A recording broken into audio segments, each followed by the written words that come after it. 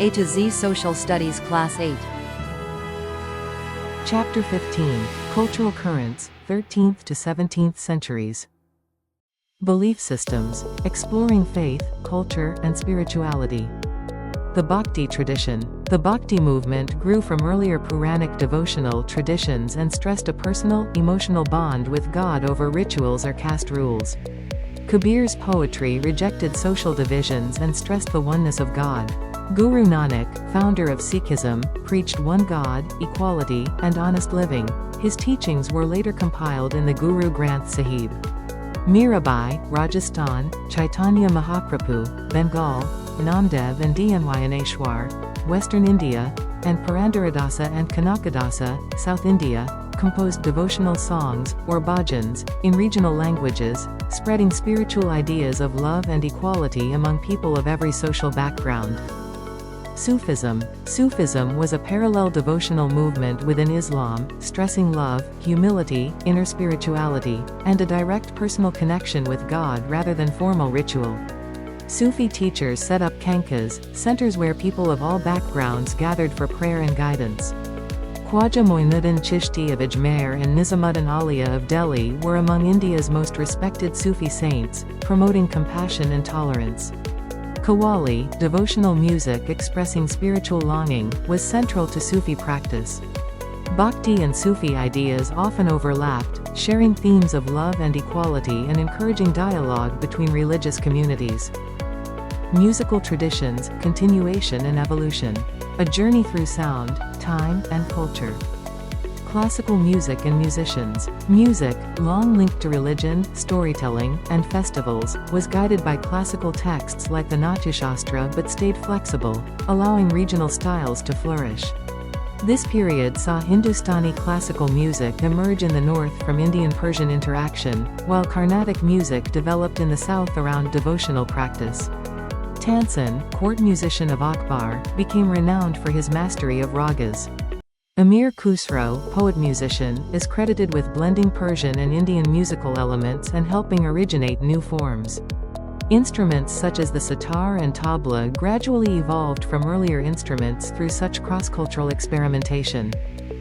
Storytelling and musical performance. Music was regularly paired with dance and storytelling to spread religious ideas among people who could not read. Traveling performers narrated the Ramayana, Mahabharata, and Puranas from village to village. In Odisha and eastern India, the Patachitra tradition used painted cloth scrolls depicting epic scenes, with storytellers displaying the images while singing. Music was performed in temples as worship, in royal courts for entertainment and patronage, and at village festivals and community gatherings, becoming deeply woven into everyday cultural and religious life across the subcontinent. From walls to paper, miniature paintings. Rajput painting tradition. As paper became widely available from around the 11th century, artists moved from large wall murals, as at Ajanta, to small, detailed miniature paintings on paper, palm leaf, or cloth, using natural mineral and plant pigments. The Rajput tradition, flourishing especially from the 15th century, favored themes from Hindu mythology and devotion, particularly the lives of Krishna and Rama, alongside natural motifs like lotuses, banyan trees, elephants, and birds. Despite their small scale, these works demanded exceptional skill and patience, marking an important artistic shift in Indian painting. Mughal miniature painting. Mughal rulers patronized painting focused on secular subjects, court scenes, hunting expeditions, ruler portraits, and historical events, prized for fine detail, realistic expression, and careful rendering of clothing and architecture. Artists worked collaboratively in workshops called ateliers, where one might sketch outlines, another apply color, and a third add finishing details. Mughal techniques influenced painters in Rajasthan and other regions, while local traditions shaped their own themes and styles in turn, producing a variety of regional schools that together enriched India's artistic heritage. Changing landscapes, gardens. Early garden traditions. Gardens have featured in Indian cultural life since antiquity, mentioned in texts such as the Rigveda, Mahabharata, and Ramayana using terms like Udyana, Vatika, and Nandana. These early gardens combined flowering plants, fruit trees, shaded walkways, and water features such as ponds and fountains. Beyond leisure, they held spiritual and social importance, often attached to temples and palaces as spaces for reflection and public life, laying the groundwork for the more formal garden traditions that developed further during the Mughal period. Mughal Sharbagh Gardens. The Mughals introduced Persian garden ideas, most notably the Sharbagh, which divided a garden into 4 equal parts using pathways or water channels to symbolize the Islamic idea of paradise. Water, through channels, fountains, and pools, served both decorative and cooling purposes. Built near palaces, forts, tombs, and mosques, e.g., Nishat Bagh in Srinagar, these gardens combined symmetry, beauty, and careful planning. Regional rulers later adapted the style, as seen in Rajasthan's fort gardens, e.g., Amer Fort, blending Persian design with local craftsmanship. Women in society, contextual variations in roles and status. Social practices and restrictions. Women's status varied widely by region, class, and period.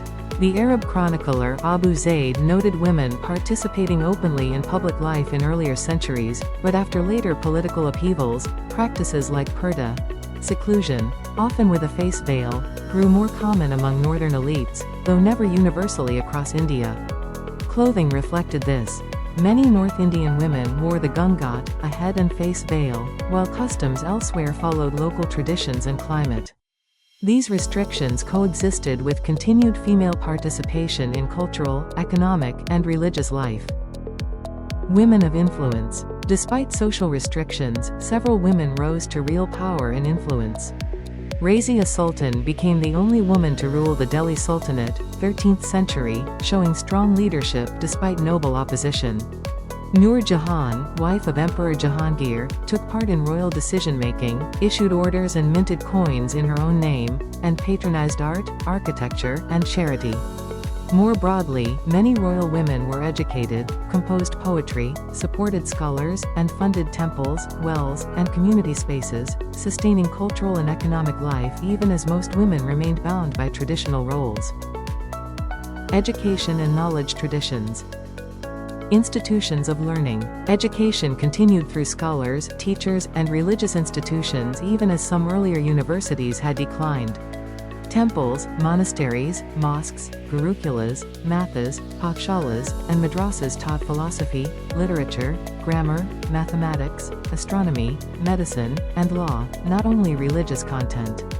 In gurukulas and temple schools, students lived with teachers, studying Sanskrit texts with emphasis on discipline and moral values. Madrasas taught theology, law, and literature, along with Arabic and Persian. Sringeri, South India, was noted for philosophy, and the Kerala School for mathematics and astronomy, with rulers and communities funding these institutions. Vocational education and knowledge sharing. Much learning happened outside formal schools, through vocational training passed down within families and communities. Skills such as weaving, metalwork, architecture, carpentry, medicine, and agriculture were learned by observing and practicing alongside experienced craftsmen. India's textile tradition exemplified this. Regions specialized in distinct fabrics, and skilled weavers produced fine silk brocades and cottons valued in domestic and international trade. This practical, hands-on system of knowledge transfer helped sustain and grow India's artistic and economic traditions across generations. Growth of literature and language. Regional languages and Bhakti literature.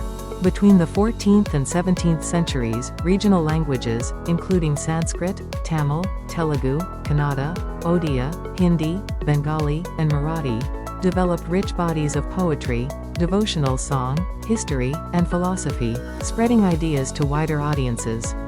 The Bhakti movement drove much of this growth, as saints composed in local languages so ordinary people could grasp spiritual messages of devotion, equality, and unity.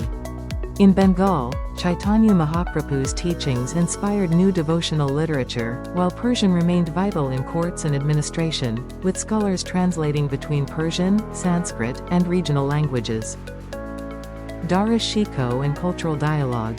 Dara Shikoh, eldest son of Shah Jahan, was deeply drawn to philosophy and the links between Hindu and Islamic thought.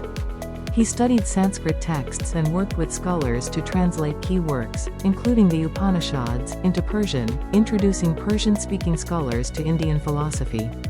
Believing different religious traditions shared common spiritual truths, his translations fostered dialogue and mutual understanding between religious and cultural communities, standing as a notable example of intellectual exchange during the Mughal period.